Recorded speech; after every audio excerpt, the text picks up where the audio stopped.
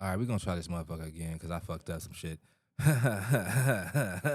we, what's the best thing? Yeah. Everybody fucks up, right?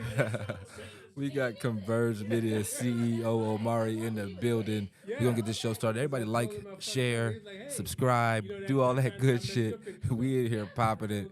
We gonna get right back to you with the Legendary Dope Show. Let's get it popping.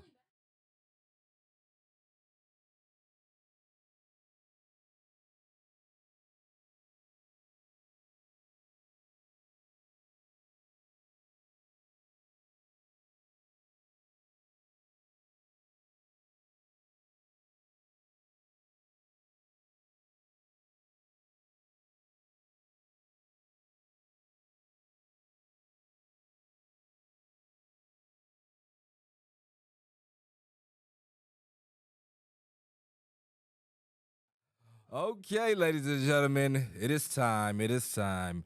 The Legendary Dope Show with the beautiful, the lovely, the amazing, my favorite chocolate woman in the entire world, Elisha Michelle. Let me reel it in. Let me reel it in because this is like, okay, long applause. Thank you.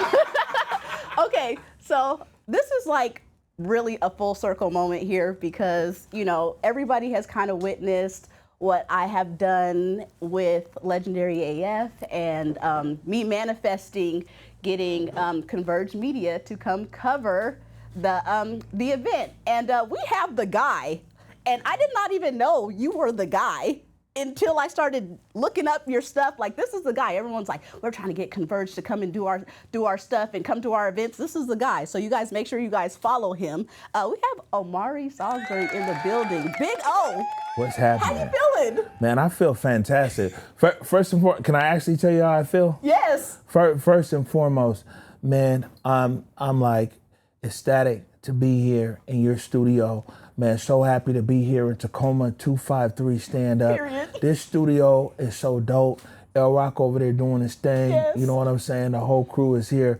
And I'm comfortable. And the reason why I say I'm comfortable is if you know me, you see me lately, like, man, we in TV studios here and there and at Fox and at KUOW, the Seattle Times and all this and that. Man, I get to come down here to Tacoma and be with my people. Yes. So, man, I'm so happy to be here. Yes, I'm super excited to have you because yes, you have been doing your thing. You're on Fox Seattle with you're with Bill, you with Kim, and now you with Elisha Michelle on the Legendary Dope Show in Come on. Tacoma. Okay? In that order, too, by the LX3 way. Studio. Okay, so you have been doing your thing for a long time. I really just want to share with the people about your journey because you have the resume is out of this world. When I started looking up your stuff and what you have done for the community, just to be a voice for our people, it was almost emotional for me. And I just learned so much stuff about you. So I just want to be able to educate anybody who's watching. Like,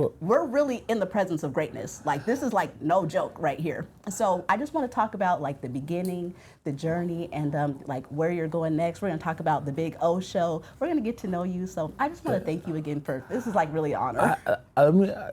Thank you, first and foremost. But what's kind of dope maybe about everything you just said, and maybe what people will learn tonight or today as I was watching the show, is that when I met you, I introduced myself as a camera operator. Yep. For Back to Base. I'm Yep. like, man, I'm Base's cameraman. Yep. And people, but I just say that in a sense to set the tone of what we're talking about here is like, moving with a sense of humility of just, it's like you surprised now. Yeah. You got this Yeah. interview. You had to do all this research. You're like, man, who am I sitting down with? Man, But this when I is the met guy. you, I'm like, man, I'm just Base's camera operator here. I'm here to produce some stuff. So much more than that. This is the guy. Whenever you guys are like, we got to get our event on, this is the guy. So you guys make sure Because they'd be like, hey, you're locked in with basement guys. Can you guys get, I'm like, nope, this is the guy. You got to reach out to him. There's a whole forum on the website and follow the rules, do what you got to do, get on the show. Yeah, you ain't got to go to the forum no more though. Look out, I'm tapped in, period. I'm tapped in, okay? Okay, so I just want to talk about the beginning. The resume is crazy.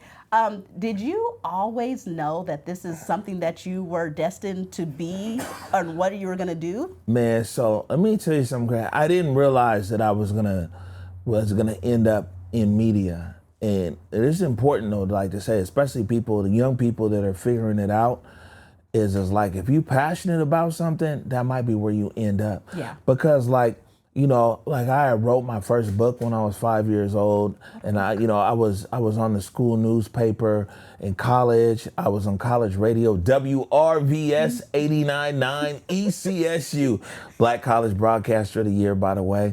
Period. But in college though, I studied geology because I also, I loved earth science, and so I actually have a degree in geology, a minor in environmental science, and yes, if you've never met one before, say hello to a black geologist. Wow. You know what I'm saying? Got a degree from a historically black college university down in Elizabeth City, North Carolina. And I didn't realize it at the time, but it was like, yo, this is in me. And I should have realized it though, because like my mom and my dad, 50 years ago, they opened the first black-owned photographic portrait studio in this part of America, in the Central District. So as a little kid, I'd be in the dark room with my dad. He's developing photos and everything. But like, I knew media excited me, but career path, my mom was always like, man, you need to go to medical school, or you need to go be a doctor and all this and everything else. So, I'm following kind of, what my mom is encouraging. And it was dope, you know what I'm saying? But what changed the whole thing, right? So I'm doing my college radio. I'm covering basketball, and I played football in college. So after I graduated, covering football and everything else, the CIAA tournament, right? That's like the CIAA is one of the oldest black college conferences. Like out here, there's the Pac-12 or the Big Ten, the CIAA, and so I actually have a job after graduation, and I'm running the environmental research lab there at the college. And there's a picture somewhere, me in my lab coat, everything, That's crazy. like I'm really in it. I'm testing water and all kinds of stuff. But I would still be on the radio at the games. So I go to the CIAA tournament, and it's in Winston-Salem, North Carolina. And at the time, you had teams like North Carolina Central, Virginia Union, Fayetteville State, Norfolk State. And so everybody's playing. It's their basketball tournament. And I come there and I bring this big old computer, kind of old. I bring this big old computer and I'm there in the press room, just really focused. And at the same time, so Daddy O is there. And people might not know Daddy O, it's cool. He was an original member of Stetsasonic, but he produced a lot of the music for Biggie and Mary J. Blige. Oh, wow. So in that press room, everybody's like, yo, Daddy O is here. And all these guys who are in media, they're giving Daddy O their resume, they doing this and that and everything else. And me, I was just sitting there focused on like writing game stories, doing reports and everything else. Real Networks had just launched their streaming platform, actually here in Seattle. So I'm doing like streaming way back when, you know what I'm saying? And I'm not paying no attention. I see Daddy O, I'm like, yo, man, it's nice to meet you, man. Your music's dope. And I just stay minding my own business. And just remember what my mama always told me, son, leave things better than you found it, right? And so I'm like, man, our university, we're a small black college. People, you talk about black college, you talk about Howard, Hampton, North Carolina A&T. These are massive colleges. But, our school had maybe 1,000 students, something like that. So it was a small college. And so I'm like, let me do the best I can. And don't you know, the last day of the tournament, I'm getting ready to pack up my big, heavy computer and drive back to Elizabeth City. Daddy O was like, yo, Omari. I was like, what's up, Daddy O? He was like, yo, you ain't even really like come talk to me. Everybody else in here in media, they giving me their resumes or whatever. I said, man, I'm a geologist, bro. I said, man, the school just gave me a week to come here and you know, and do my reporting on the radio and everything else. I'm getting ready to go back to my lab. He was like, bro, he's like, you got so much talent. And I was like, well, man, thank you. He was like, let me do something for you. Let me set up a meeting with you and Mike Antonoro. Nooch, who's like, who's hella big now, ESPN. Mike Antonoro is huge. At the time, Mike Antonoro was at AN1, right? Nice. And he was like, bro, you know, I'm down here from AN1 and we launching some new joint called Hoops TV. And he was like, let me just set up a meeting. I was like, yeah, okay, it's cool. But, you know, like, man, I'm a geologist. You know, I really envision myself maybe being a weatherman with some flavor in an actual line, though. Because ain't no weatherman you ever see. They always got a bad line. Now I ain't got no hair. But back then, my joint would have been icy. You know what I'm saying? I'm like, yeah, it's a cold weather front coming through here. They'd be like, damn, the weatherman fine. You know what I'm saying? I mean, that's kind of what I envision my future. And so, man, he set up a meeting for me, and I flew to New York. And in one day, I met with Mike Antonoro, and in one day, I went from being a geologist to a writer and a producer for AN1 and for Hoops TV, and for the next 2 years. And what they did there, in the bases was in Paoli, Pennsylvania, right outside of Philly. This was the dopest job I ever had. They gave me an American Express card and a brand new Canon XL1 and said, go across America and get stories. Wow. And for 2 years, and I'm like 21, 22 years old. For 2 years, I went all across America. I went to every Final Four, NBA Finals, you know, I mean, Sweet 16, big city, small city, you know, everywhere in between.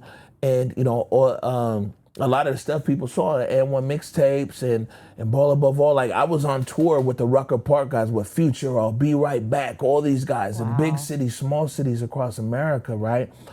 And I like to tell that story for a few different reasons, is that one, if you just focus on doing the best job you can do, if you focus on just trying to leave things better than you found it, you never know who's watching. I had no idea that Daddy O was sitting there in that press room watching me the whole time, where everybody else was out kicking it and everything else. I was just sitting there at my computer, writing game stories, trying to figure out the streaming, going live, all this stuff. It's 20 years ago, 20 plus years ago. But somebody, he was watching. And that, you know, it's when preparation meets opportunity.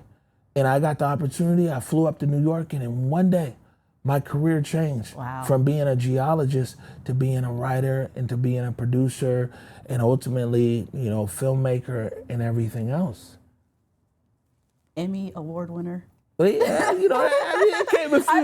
There's so much more that you can cover. You know, I got a little bit of hardware. I got some nominations. Feel like I got beat out on one, but you know, and so I'll fast forward on that, right? So I was there at Hoops TV and AN1 for a while.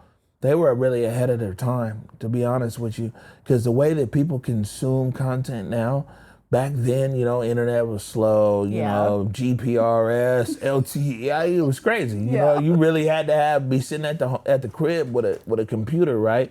It's not like that. But before that, though, before I went to Hoops TV, when I was in college, my brother Kun, you might know DJ Kun Love, he was the Def Jam rep. Goodness. For Seattle to come. Man, what? Yeah. Kun well respected. And you know, guys, Rob Love, who used to run National Street promotions for Def Jam, they know Kun. Kun's in the books. Yeah. You know what I'm saying? And so Kun was doing all this promo and everything. And while I was in college, I got to meet all these guys at Def Jam. I go up to New York, you know what I'm saying? Meet all the guys from Rockefeller and from Murder Inc., but mostly like Def Jam as a whole, right?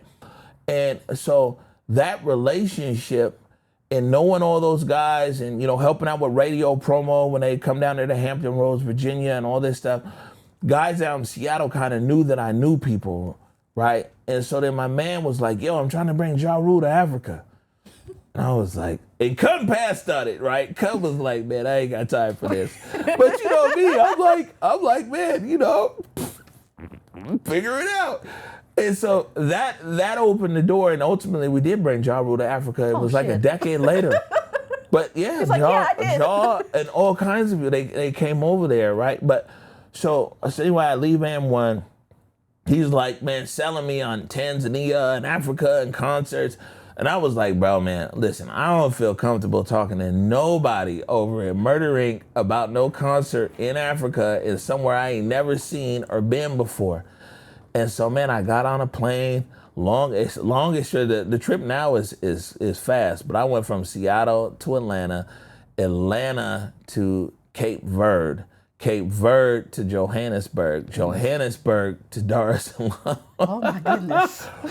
But the thing is, I landed in Tanzania, and in the first 3 days, I met everybody that I'd ever need to know to be able to have a transformative career and life in that part of the world. Wow. Yeah, and when I landed there, after a few days, I said, this right here, this is where I'm supposed to be. And landed in Tanzania and moving across East Africa. And I met Joseph Kusaga, who's the founder of Converge Media Group, and so many radio stations and TV stations and concerts and stuff. And these guys really pushed my career. Like, it was amazing, right? So I got a crazy story. I've been almost 60 countries. But like when I landed in Tanzania, hanging with Joe and hanging with my guy Rashid, rest in peace, that little blue passport that I had, because people would always hustle guys in Africa. Mm-hmm. You try to buy a transmitter from somebody in Germany, and then you got to send the money, and then you get it, and it ain't what you wanted, or it don't work, and you're jammed up. You're in Africa now. They're like, you know what I'm saying? And so I used to fly around the world to procure equipment or go to conferences and all kinds of things. I've been to so many countries and so many places, and I can say this on your podcast, I've actually snuck into more countries than most people have visited in a lifetime. You know what I'm saying? Because some places you don't even want to pull out that blue book. You just be like, look, fam, I'm just over here, man. You know, how can we work something out? And that TV show Banged Up Abroad, that's a whole nother podcast for you, because, man, your boy been locked up in a few different places. Oh, no. You know what I'm saying? Hey, but, you know, it's good personality and a whole lot of game that, you know, I walk up out of there. You know, these days I go back to the same places. They're like, yeah, Big O, you're our guy. We see you on TV. You know what I'm saying? Oh, my God. That is amazing. So I did see you have been to a lot of, I think when I looked online, it said 65 countries. Yeah. 65. Nah, I've been there. You know what I'm saying? Everywhere like air, from Maine to Spain and Turkey to Albuquerque. You feel me? The earth is my turf, man. That's that you know CD, what I'm saying? You know, it's like this is town business. But you know what I'm saying? This is my mama. You know what I'm saying? My dad really coming out like you was in the city. My parents got divorced and my dad had moved to Washington D.C. But he had still they sent me an atlas as a kid, and I see the whole world. And my mama, you know, it was 29th and Jackson, you know, when it was funky in the CD. And my mama would always be like, son, you know, your world's not gonna be defined by this neighborhood. My mama bought me National Geographic magazines as a kid. And so, you know, from a little kid, my parents was always telling me, the world is yours, son. Yes. The world is yours. And I got that passport, and I was like, man, I ain't look back. No, that's because right. I'm like, the world is mine. My parents told me from a little kid, son, don't be afraid. And I'll tell you this, it's a lot of people, it'd be funny, right? And when we talk about like how we are as a culture sometimes, is that we got guys that is hella hard. You know, we know they hard. They run up on you. You know, they might got strapped. It might get funky.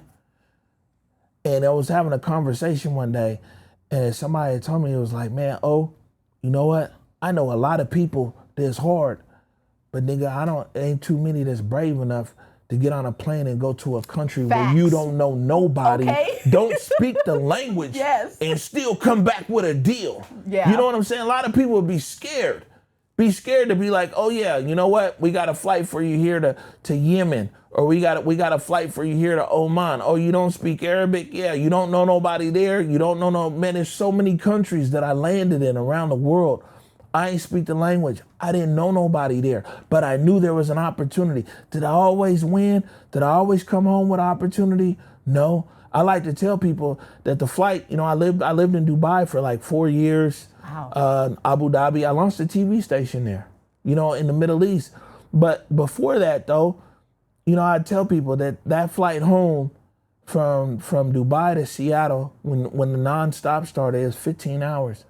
And I was saying that 15 hours was long enough for me to try to cry out as many tears as I could, because I failed. Like, I failed so many times.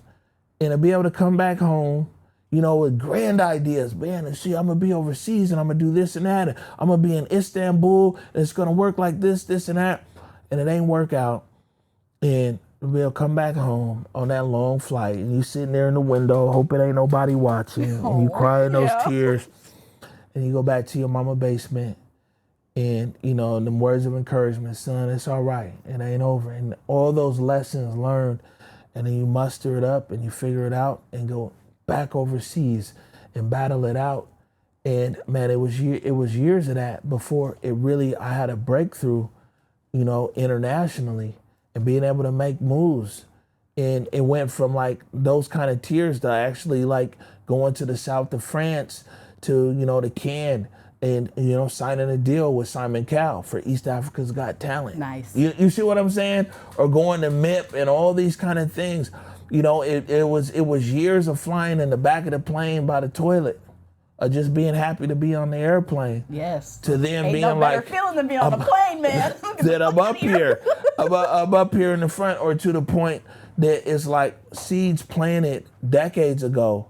Is also why, like, even Besa was over there. Besa was over in Tanzania, Africa kicking it. She was in Amsterdam, all of that. Those are seeds planted years ago, back when I was failing internationally, but I was a good person.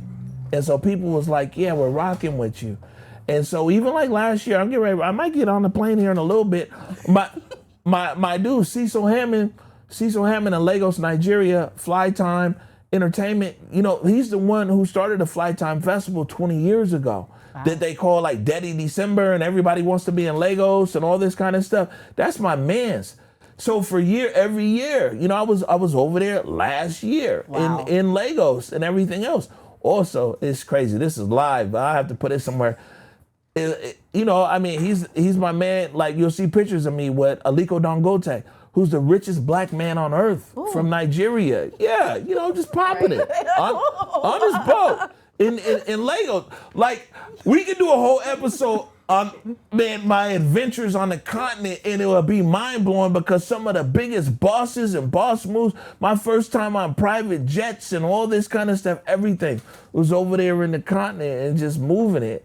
And so, yeah, you know, I don't just listen, and let me just ground everybody. You know what I'm saying? It's a poor kid from the Central District, 29th and Jackson, went to Garfield High School. You feel me? And so, like, that's the thing is, like, to be honest with you, if I'm gonna just kind of put this all in one bucket here real quick. I go to the continent, I get on with all the right people, and I start my own kind of business over there. Some win, some lose. But the thing is that if you just good people, someone's always watching. So even when I got to the continent, people created opportunities. You know, I had a radio show over there, me and DJ Topspin, and it was sponsored by Sprite. It's the Countdown Show with me, the Big O, and DJ Topspin right here on 102.6 Choice FM. I love his radio voice. Millions. I mean, the radius on it is like, I mean, it's crazy, the listenership over there, Choice and Clouds and everything else. But like, you know, I go overseas, and that hard work. And if people think in media they working hard, the reason why, this is some good game. Because even though it's legendary dope, man, you know, I know it's a whole lot of game. Let me give you some good game. So I get over there, and, you know, I'm working in the media space like we doing right here, right? And the thing is, over there, this is a developing country. So, man, you know, you're heading home. You might have electricity, you might not. You know what I'm saying? The road might be like passable, it might not. You get to your house, you know what I'm saying? You might have, everything's prepaid. Not anymore, but back then it's prepaid. So it's credit. You had that credit in your phone to make a call. Yeah. You might have credit in your phone, you might not. You get up the next morning, You know what I'm saying? Still maybe no credit in your phone. You get on the road that might be crazy or whatever, 2 to 3 hours to get there. You get to your office. Your office might have power, might not have power. The generator might have electricity, might not have electricity. Internet is variable. So you very well might have to put everything on a flash drive, then go to an internet cafe, and then try to upload all your stuff. And then and then if you had to go to Nairobi to get on a satellite, you had to go rush to the airport, put it on the Kenya Airways flight, get it to Nairobi. Wow. And this was every day. And these are, man, East Africa had some of the most amazing media talent I've ever met in my life, but it was every day. So you can imagine already as kind of a hustler coming from the CD, being right there in that East African, media ecosystem. The difference is why you see Converge moving, and we also move humbly, by the way, because somebody like Big O and Converge, we could just be popping off. Niggas be wanting to surf and swag and all that. We could have episodes of that. Yeah. But we just some humble people.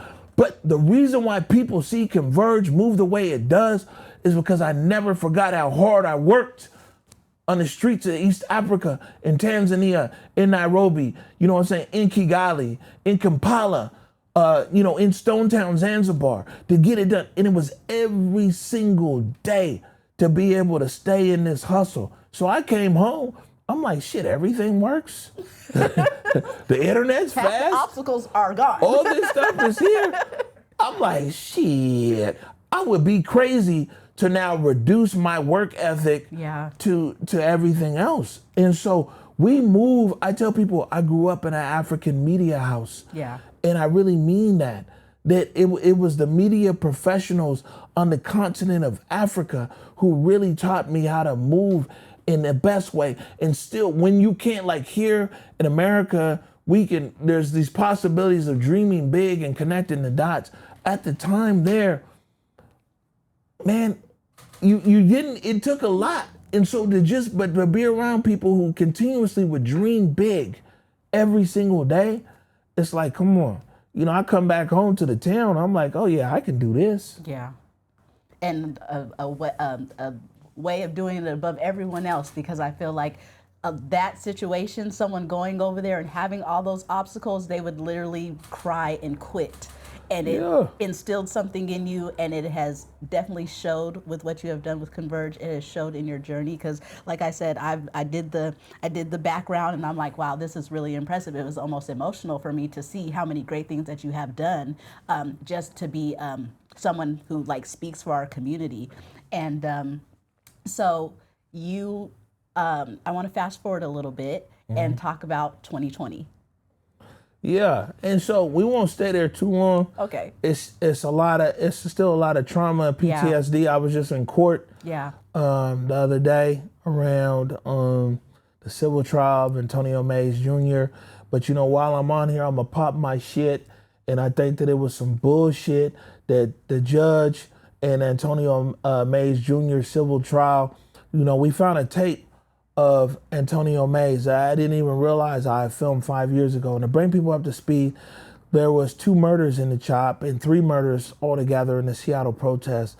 That was Horace Lorenzo Anderson, who was killed around Juneteenth. There was Summer Taylor, who I was also there. I was on I-5 when a car came on I-5. It hit Summer and Diaz Love and a few other people. Summer Taylor passed away. Diaz Love is living with injuries. And then there was Antonio Mays Jr. And Antonio Mays Jr. was a 16-year-old who actually ran away from home in California and LA. And he came up to Seattle because he said he wanted to be part of his generation's civil rights movement. And Antonio Mays Jr. was murdered in the CHOP and about 100 feet away from me. And his dad had hit the city, I mean, basically the city of Seattle was like, man, your boy was a thug, he was a criminal, and all this stuff, right? And his dad for 5 years had been like, nah, if anything, my that wasn't my son, my son was all about, the change and all these things. And so for 5 years, and so it just so happened that NPR, the Seattle Times, and KUOW doing like a podcast about the protests, and they interviewed me, and they had hella questions. I was like, man, this is traumatic, dog. Yeah. And so I gave them the hard drive of all of our footage. Yeah. And they spent hundreds of hours going through all of our footage. And just some weeks ago, they found a shot of Antonio Mays Jr. And in the shot, he's being like, hey, you know what? I'm all about protect and serve, but police need better training, and we need to make systemic change and all this kind of stuff. And it was mind-blowing because the whole time the city of Seattle and SPD's narrative was that this boy was up here causing trouble. And so now we reveal a tape that's found that's been sitting for 5 years that showed that Antonio Mays Jr. is exactly who his dad said he was. The judge admits the tape into the trial. And guess what? He says, you know what? The jury can see the footage, but I'm not going to let them hear Antonio's voice. And man, you talk about somebody, but I was so broke down. I was like, after 5, because it was Antonio literally speaking from the grave. Yeah. And so then they asked me to go to court on Monday, and I could describe what was happening on the tape, but I couldn't say what Antonio said. And so I'm sitting there at the jury, and like so badly, I just wanted to like just tell the jury like, yo, da-da-da-da-da, this and that.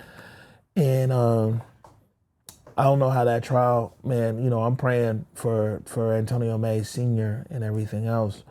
But that was top of mind on 2020. I know you want to talk about 2020 in totality, but you know what I'm saying? People should know that even though we hop in the time machine to go back to 2020, 5 years later, people are still looking for justice and closure from the Seattle protests. Yeah, that's real. That was really heartbreaking. I saw the video. I was able to hear the words, and I wish that they really would. That's crazy that they wouldn't allow that, you know, for someone to just have closure and to paint that poor young boy, you know, in such a bad way. So you know, but that's what I was just saying. Like, so I will say this with 2020. What's crazy is, you know, we was just out there, to be honest with you, reporting for our neighborhood. And the thing is about protests in Seattle, and I really was kind of like, you know, I was just trying to see how it was gonna go down. Yeah. Because protests in Seattle, the white kids get away with everything. So even in protests, there's hierarchy of it. You see what I'm saying? And so different protests over the years, May Day and all this and that, the white kids get to go and do all the stuff black kids can't do. And even some of the Seattle protests near the end, you'd have 30, 40 white kids going through, breaking out windows, trying to set stuff on fire night after night. Yeah. And we know that shit would go down for one night in Seattle if it was all the homies sitting there going through Capitol Hill. Yeah. You know what I'm saying? So, But the Seattle protests, it propelled Converge. Converge was 5 years old by the time of the Seattle protests, and we had already started the morning update show, so we was already on air and everything. Nice. And we rode into the protests, and man, it just turns out that people really fuck with the truth. Yeah. And there was a lot of media out there and representing a lot of different things and a lot of different ideology, and we were just like, man, we keeping it real for the hood. And we had no idea the whole world was watching.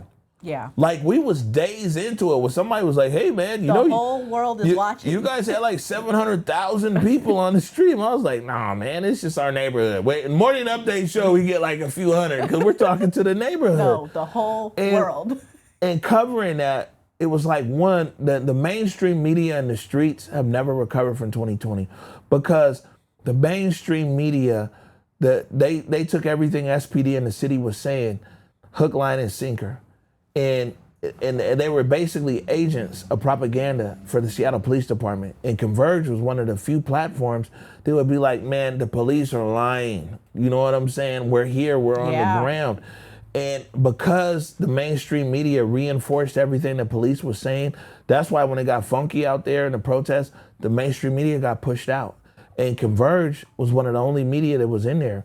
And then, so in 2020, you see me on CNN, on the BBC. The AP, the Associated Press, used to call me like all the time just to fact check, Omari, what's going on the ground. Time Magazine, all kinds of shit, man.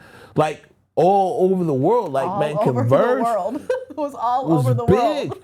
And your guy, you know what I'm saying? The guy who has a face for radio, I was my shit was everywhere. I'm like, Oh shit. yeah. Wait a minute. I'm like, man, even Shaniqua, who didn't want to give me time of day in college, because it's like, oh, you just on college radio. Shaniqua hit me up years later, like, hey, I see Shaniqua, you. get on out of here.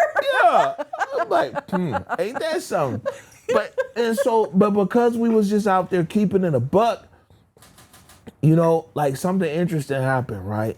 And like I said, it's hella traumatic for me for the protests. I think like viewers who want to know more, man, you just search like Seattle protests, Converge Media, and everything else. Like I said, man, I was there for 3 murders, all kinds of stuff, man. Yeah. And so it's not a space that I want to stay in here long talking to you. But I will say this, is that everybody was chasing your boy. You know, from the right, you know, and even for our footage. People, Tucker Carlson would hit us as people, and Rachel Maddow would hit us. Wow. And you know, I'm so proud of it. We never sold any of our footage because we knew that the people who wanted our footage, they didn't want the best for Seattle. Yeah. They just wanted to drive their numbers. And so the only footage that we ever sold or licensed was to the New York Times. And if you look at the protests, I will tell people this, go look up Pink Umbrella, and that's my footage there. And it's been millions and millions and millions of times. That was really the start of how it really got funky in Seattle. And I was right there, the Pink Umbrella clip. The New York Times licensed that from us. And the New York Times had 50 police chiefs across America look at that tape. And all 50 were like, yeah, SPD's fucked up. you know what I'm saying? But the point is, we held our footage. And Converge had a chance to be hella big. I could have been one of them talking heads on one of these shows, and we could have been whatever, but we ain't never come out there for that. We came out to be in service of our community. So after the protests, we just went back home to the CD. You know what I'm saying? I mean, knowing who you serve and why you serve is important. And something else I'll tell you is that if you don't know where you're going, any distraction looks like an opportunity. And so knowing, having a moral compass and knowing who you serve and why you serve allowed us to just go back home to the CD. And it's a lot of people who done rode the coatways of the protests, and they got this show and that show, and they're national correspondents and everything, because they're looking for the next opportunity. We just want to look to be able to serve our community. And that's why we're still here. And you guys do an amazing work when it comes to that. You guys are very consistent. Every time I'm on any kind of social media platform, I'm seeing Besa, I'm seeing Trey, I'm seeing Deontay, I'm seeing Converge blogs, I'm seeing what you guys are doing in the community, showcasing businesses, Black businesses, events, and it's really amazing what you guys are doing. How many shows do you think you guys have done with the businesses of our region? Don't forget Legendary AF, 2 of them. So, all right. So I'm gonna ask you to repeat that one for me in a second, right? But let me give guys some context, right? So right now in this minute, we actually got a small number of our own shows. At one point, we had 16 shows on our platform. Oh yeah. You know, because it was something, so like a lot of times when people build something, they, you know, of course they're building for themselves, but they really build it for themselves. Yeah. Converge was never conceived like that. Converge was always supposed to be a platform for our folks, for content creators and everything else, right? And so at the time, our anchor show, the Morning Update Show, and the Morning Update Show, man, it was so much love and care that went into that show. But we opened up our platform. You had Truly Unruly with the True Fonts on there. Weird at Night. Remember Weird at Night, Base? I sure do. I had to upload it. Yeah. You had what's what you call Julia Clapback Culture. You had, I mean, there were so many. Yeah, the Truth with Proof, the Factors. There were so many shows on the platform, and it was cool. And there's no reason why they're not on the platform. It's just shows run their course. People move on. They might get married, have kids, move out of town, all that kind of stuff. And so, but from jump, we've been a place like Converge could always easily be like, nah, we just rocking with us. Yeah. You know, and that's really the problem in a lot of things where people is on. I'm like, man, I feel like we ain't even all the way on, you know, and I'm supposed to feel that way. You know what I'm saying? I feel like my mama used to say it's miles to go before I sleep. We got a long way to go. But I'm like, shit, if we even halfway on, let's kick in the door for everybody. Yeah. Let's create opportunity for everybody. And so over the years, you know, we have the Day with Trey, with Trey Holiday. We have We Live in Color with Deontay Damper. Art of the Matter with Takia Ward. We're bringing back Clapback Culture with Julia Jesse. You know, and by the way, those are queens of Converge. Is Basa Gordon, is Julia Jesse, Takia Ward, and Treyana Holiday. And then, of course, we have Back to Basa. And when you talked about storytelling, right? You were like, oh, how many stories, this and that. So just on Back to Basa, not even if we consider all the other shows that we have, Back to Basa is now 2.5 years old. Yeah. So we're in our third season, the way that it works. And so this was 23, 24, 25. So in June, Back to Basa is going to be 3 years old, right? And what that means in TV is that means 156 episodes. Wow. But just to let you know right now, so right now at a guesstimate, we're at like maybe 130 or 125 or something like that episodes. It's like December, right? But that's not the mind-boggling number. Even though delivering a show week in and week out is crazy, right? We've told almost 700 stories. There it is right there. 700. Yep. Including Legendary AF and the story of Elisha Michelle. So 700. So I want you to think about this, right? Is that Back to Basa? Listen, can I tell you a small story about Back to Basa here real quick? of course. Because these aren't, you know, I know you're going to Please. talk to Basa, but these aren't the kind of things you would expect someone like herself to say, right? And so, I'm like, well, we can tell them my business. so we sitting there, and so we win the Emmy in 2022. Yes. And this was the Governor's Award. This is the highest honor that the chapter that represents the northwestern part of America could give. And we win an Emmy. And the Sheila Oliver, who was the general manager at Fox 13 at the time, from there, they started reaching out to us, right? It was a year before we actually did anything. Because the first thing I told Fox was, I was like, man, this is cool, but we ain't checking no black box. We not getting on TV and doing something just so you can say you got somebody black. I'm like, I'm good. I said, black people already like us. You know, we're hella black already. But it turns out that they actually had a strategy, and their strategy is they wanted to make their viewership younger. And Basa was also on Hits 106.1, you know, at the time, and 4 other stations across America, and all these other. And so, like, Fox 13's approach wasn't really like, we need some black folks. It was like, how do we make our audience, you know what I'm saying, younger? Yeah. And so, you know, we were able to work through that. I'm like, okay, this is cool. It looks like we're going to do something. And so we created a concept with Back to Basa, really based along a lot of the storytelling Converge has been telling for the last, you know, I don't know, at that point, 7 years. So we knew we had the content. And now you got Basa Gordon, this host and everything, right? And this is something right here that if you know that you got it, you got to be ready to walk away with it, right? So everybody's feeling great. We got some stuff coming together, and now this is May 11th. The show's supposed to start July 1st, right? So this is contract, because I remember I was in Chicago. This is the same day of my son's graduation. So I'm on a Zoom call in Chicago, and I talked to Basa earlier. I said, Basa, we need to be ready to walk. Because the contract, originally, all the discussion was Fox 13. But then the contract, it said Fox 13 Plus. And Basis when caught that, she was like, man, this says plus. And so for people, maybe people might one is the broadcast channel. This is Fox 13. Fox 13 Plus is dope too, and we appreciate everybody who tunes in on Fox 13 Plus every Sunday at 10 a.m. or 8 p.m. We're rocking with you. You know what I'm saying? But for the purposes of this story here, I tell Besa, I said, Besa, we gonna walk and we're not gonna blink an eye. You know what I'm saying?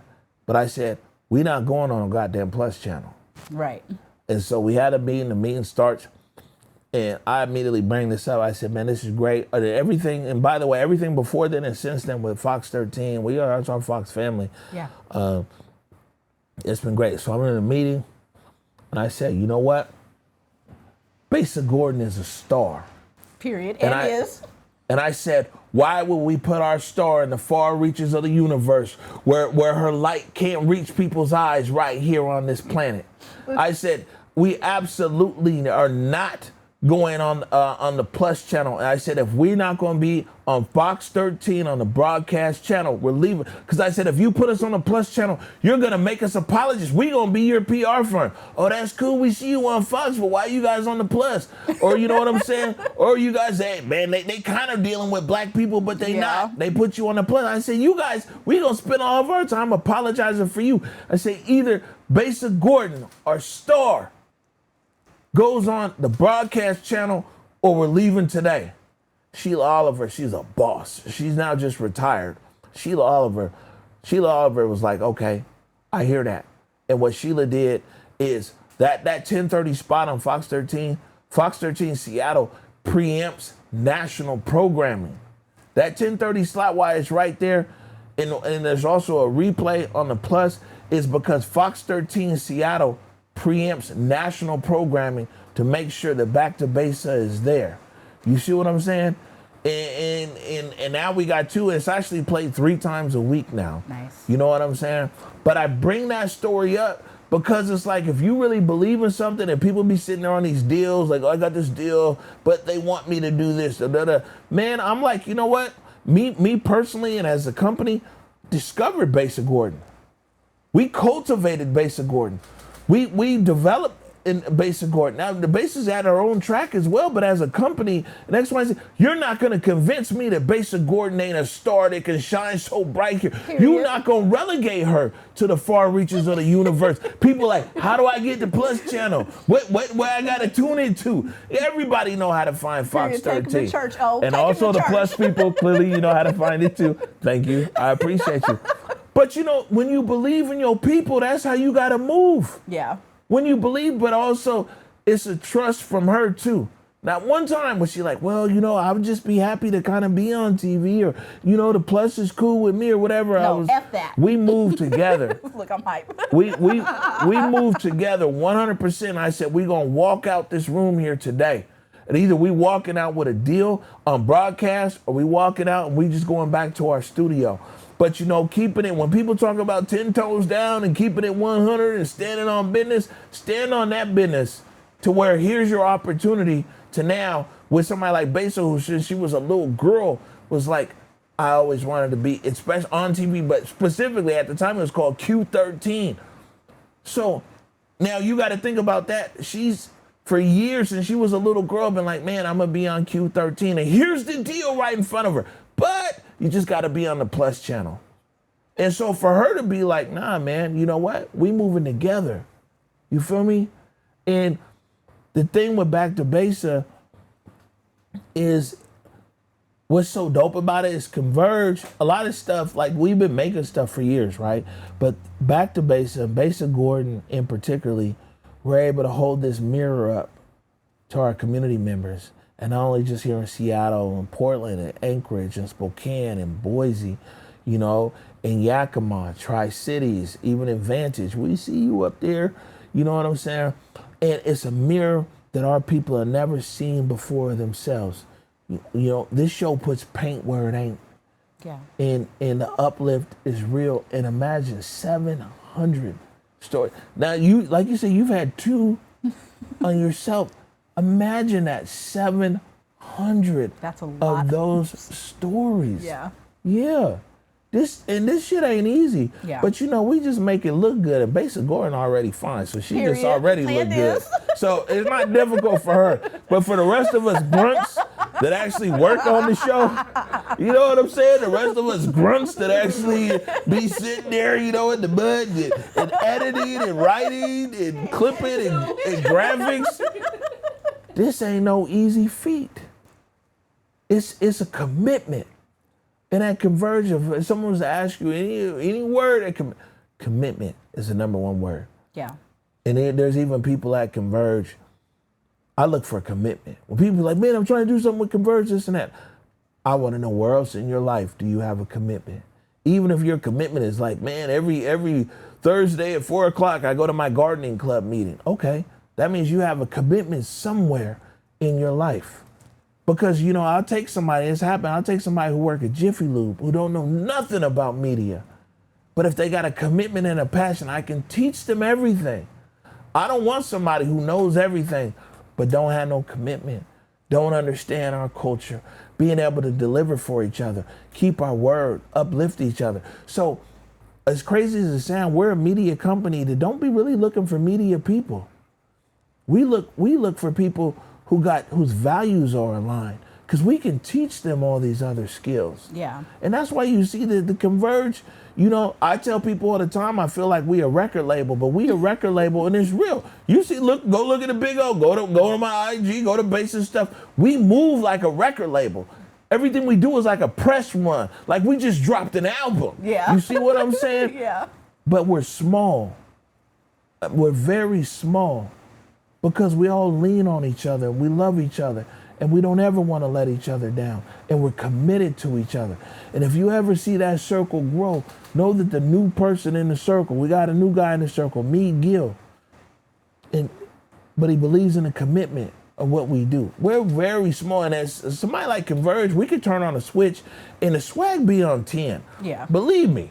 I can move around with awards and this, Yeah. and that, like for reals. Yeah. But at the end of the day, again, we know who we're in service of, and we're in service of our community. Yes. You see what I'm saying? Which is meaningful. Yeah. That is beautiful, because representation, I feel like it really matters. And so having someone like Basa, who is a beautiful chocolate girl, seeing her on the screen is like, wow, this makes this, it makes it almost like a reality for anybody who's watching, who has those dreams. It's like, I could do this too. It's obtainable. Basa did it, you know what I'm saying? And to see people that come from areas where it's like, it doesn't feel like there's a lot of opportunities, being from the CD, where they think, there's a lot of stuff is going on, and crime and this and that, and you guys are really making a dream come true and showing that things are possible. You don't just have to sell drugs. You don't have to be getting into jail and in and out of the courts, and you don't have to, play basketball. You can do other things, and that's very important for our people, because I feel like that is missing. Even in 2025 today, it is still missing. So representation matters. It is so beautiful what you guys do. So if somebody was, and you already talked about it, you're like, you have a small, close-knit team, like a family, but if someone was like, I want to work for Converge, what would be some of the steps? They need to have commitment, right? And anything that they do, they don't necessarily have to have the media background, but like if somebody was interested in like trying to be a part of the team, what would they need to do to impress Big O and the Converge family? Asking for myself, asking for Jen, asking for a couple other people. So, the thing is that impress, I think, is it's hard, not because it's hard to impress but it's like, so when this story started, when this interview started, I talked about Daddy O, and I talked about how I was in the media room there for a week, and I was just working, right? And I was oblivious, and I was just working. I think people should realize that, man, we always watching. Mark tells you he got some stuff going now. And actually Mark, so when Basa took a break from her show, you know what I'm saying, to focus on her skin and her health, Mark is an influencer or content creator from Seattle, Mark tells you. But like, I had been watching Mark for 6-7 months. Wow. Yeah. And actually, Mark came to us, right? I had been watching Mark for months. Like, okay, I see how this guy's moving. And then when we launched the Support Black Business campaign almost a year ago, Basa reached out to Mark and was like, hey, man, you know what? We're trying to raise awareness around some of these black restaurants that aren't doing well. Man, would you be willing to go and make a reel and do some stuff or whatever? And Mark was like, oh, man, what? First of all, he was like, well, I can't believe Basa Gordon's going to be here. Right. You know what I'm saying? But secondly, you know, they came, he did his reel and all that. And then we, you know, it was dope. And we just continued to watch Mark. And it wasn't until 6 months later when Basa went on leave. And I called Mark. I said, you know, Basa's going on leave, Mark. Man, what do you think about hosting an episode of Back to Basa? And he filled in. And he killed it. He did an amazing job. And now, just 2 weeks ago, they were just in our studio because they got some show concept together. It's called The Influence. It's coming soon. Nice. But the thing is, and it's almost been a year. If a year ago, if Mark would have been like, hey, Mark tells you I'm an influencer from this, and that, da-da-da-da-da. I mean, I would have heard it and I would have received it and everything else. But the thing is like, he's with us and growing with us and everything else because we were able to sit back and watch with him not even knowing that we was watching. Yeah. And so with people who are out there, when you're doing stuff, and I want to tell people too, don't get caught up in some, oh man, this many likes and it went viral. Yeah. Blah, blah, blah, blah, this many. Not looking for none of that. Yeah. You know what I'm saying? I'm not looking for any of that. Oh, well, this one really went viral and this one was whatever, blah, blah, blah. It'd be the intangibles. See, a computer can analyze that and tell me like, oh, the virality and this how many clicks forward and clicks back. That's not who we are at Converge. If we want to create that kind of content with people, we know how to do that and activate that. We're looking for the person behind it. We're looking for like, what motivates you? What are your dreams? What are your ambitions? What are your passions? We get to the camera shit, it might take a month before we talk about anything on camera. Yeah. Because you know what? Who are you as a person? Is it 100? The best thing about being in service of our community and not in service of like a brand or us trying to be like, oh, we got to go viral here or this or that there, is that we got no pressure. So we can focus on the people. And then we can get back to the camera. Oh, okay, well, clearly you know what to do with the camera over here. That's fine. We can leave that there. Let's focus on who you are. What's your character?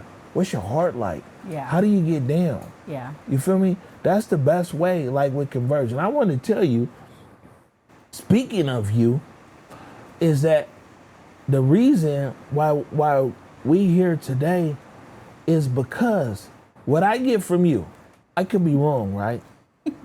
If I'm wrong, you go ahead and check me on live TV. I got no problem. You know what I'm saying? I got lots of social capital, as they say, in the bank. I just, okay. Yeah. But he's not wrong off there. We're going to forgive him. You know what I'm saying? So it's all good. But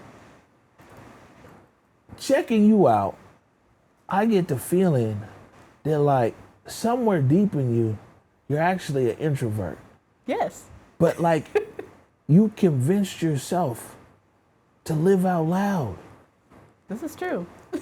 And that shit is so dope for me because that means that every day there's probably a small voice that's being like, you have to talk yourself into your dopeness daily. Yep. Yep. Dog. Yep. You know how filthy that is? You talk yourself into your dopeness daily and then for yourself, but then on top of that, then you put a camera on it and you're like, yo, and you move fearlessly.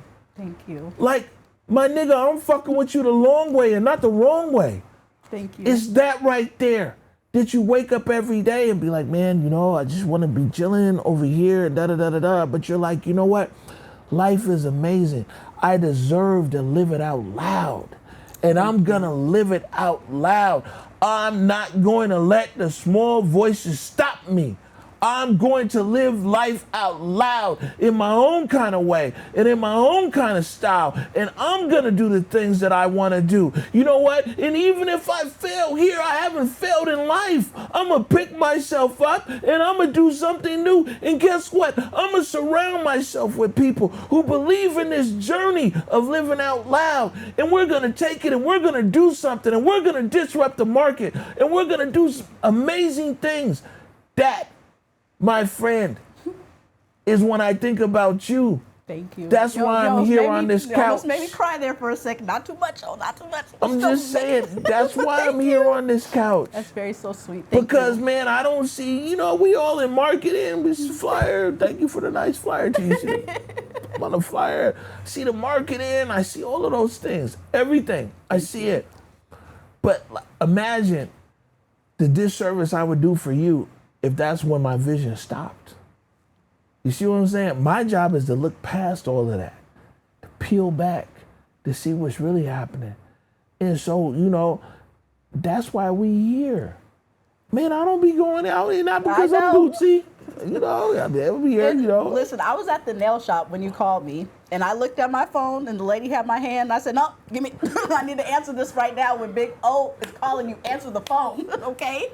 And I was just so elated and just like, it is just so nice that you did this, and I appreciate you because every time that we talk, I always feel like, man, you really see me and what I have going on and what I'm trying to accomplish, and you're really about the people, and I'm really about the people. So it's just like, it's just a wonderful feeling when someone actually sees you and the hard work that you put in. So thank you so much for that. Yeah, no, man, I see you.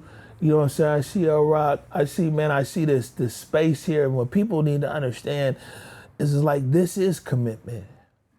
Like this personified here. Even though people see you on screen, the thing is like I know what it is. You're not doing it by yourself. You know what I'm saying? And even your squad, your crew, who's just like, man, if all they can do is be like, yo, girl, you got it. Let me repost something. Yeah. Let me put something positive there. You're building something here. Thank you. Basa Gordon likes to say that, man, I didn't get here fast, but I definitely didn't get here alone. Facts. You see what I'm saying? Yeah. And like, man, this teamwork makes the dream work. And what and somebody like Marvin's like, oh yeah, that's my people. Yeah. It's recognized. Yep. I say this, if I could add one more thing, you know what I'm saying? And shit, what else is dope too is I could talk to you all day. Basically, so many people tell you like, man, I got 15 minutes for you. You know what I'm saying? Shoot me your 3 questions. I'll give you the best answer, and I gotta move. I mean, it's even. But I do want to say this, as we're in the presence of this star. Yes. We call Basa Gordon. You see what I'm saying? That like people should know that like this journey, it hasn't been easy. You feel me? And this show, I mean, clearly adds it's Basa's name and Basa's image and Basa's likeness and everything else. But man, Basa brings something very special, and it's hard. This show was hard. It's hard. Yeah. And I mean, this is a space I feel comfortable saying that. Because I want people out there to know that it's not like, oh, snap of a finger and it's this and that. I share that with you. When I go on these other platforms, I'd be like, huh, what? No, it's not that. You know what I'm saying? They be all right. They shouldn't see us sweat. Yeah. You feel me? But I know who we talking to here. It's very difficult, week in, week out, and to deliver. Yeah. Without fail, by the way, to deliver on broadcast TV and national TV. But man, Basa Gordon is so special. Yes. And what I really think is dope about Basa is that she's still the same person. And in this world that we live in of, Instagram self-awareness, or I did this thing and it's da-da-da-da-da, some other shit and everything else. Base of One exemplifies the culture of who we are at Converge. And then we just some humble people. Now we know how to pop off if we need to. You know what I'm saying? But we some humble folk. Yeah. But more than that, it's like people should know, and why she's a really good guest for you and for your audience is this is somebody who all these things haven't changed her. You know, basically when we launched the show, it's just her. She's a round-the-way girl from the Central District. And basically been in so many bright lights and situations and first-class flights and stages and all these kind of things. But she's still the same person. You know, years later after this show, hella approachable, you know, hella down to earth, rock with anybody and everybody, you know. And I just want to say that, man, we're so proud of her. Yes. We're so proud of her accomplishments and how she continues to grow and how she continues to develop. And you know what the best thing is? How she continues to take the whole hood with her. Yes. Yes, for real. Yes, I adore Besa. Like, you guys are really for the people, and that really is what matters. And it's almost time for us to get up out of here. But before we do, we have to talk about the Big O Show. We definitely have to talk about it. I think, like, when that'll tell you something, because I was ready to end. No, I'm glad we got to talk about the Big O Show. No, it wasn't. I was ready to end because of any other reason. But then, like, you know, so it's basically a great ending topic because she's dope. Yeah. But that I think kind of tell you like who we are. That is like, I'm not pressed. I'm gonna talk about it, but you see what I'm saying?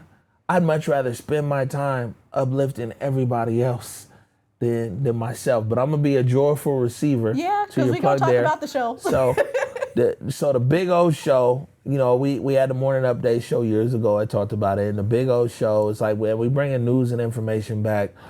Converge, people really, there is news and information on our platform, but it's presented in different ways. People learn a lot from Back to Basics. Yeah. Like a lot. There's a lot of news and information there, and even today with Trey. But, you know, as far as like really, you know, one-on-one, like I said, we just had the mayor-elect of Seattle, Katie Wilson there. He started hitting the ground running. You know, we had a Seattle Care Chief, Chief Barton, council member, Bob Kettle.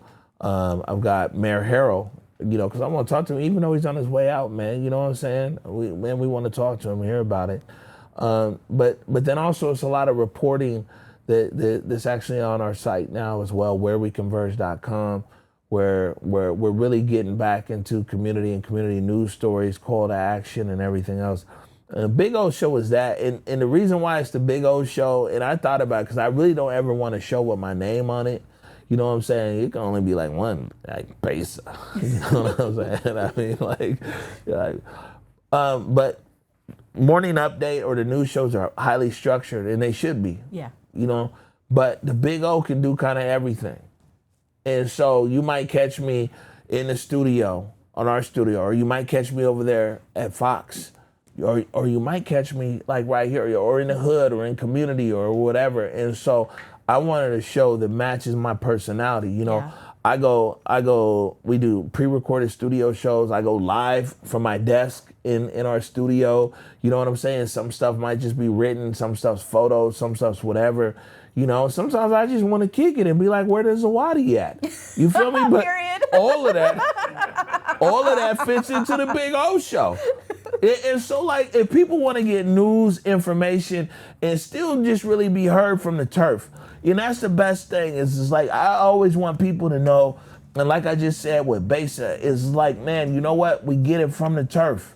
You feel me? And, you know, and all as much as I talk, Maine to Spain, Turkey to Albuquerque, but still back here on the turf.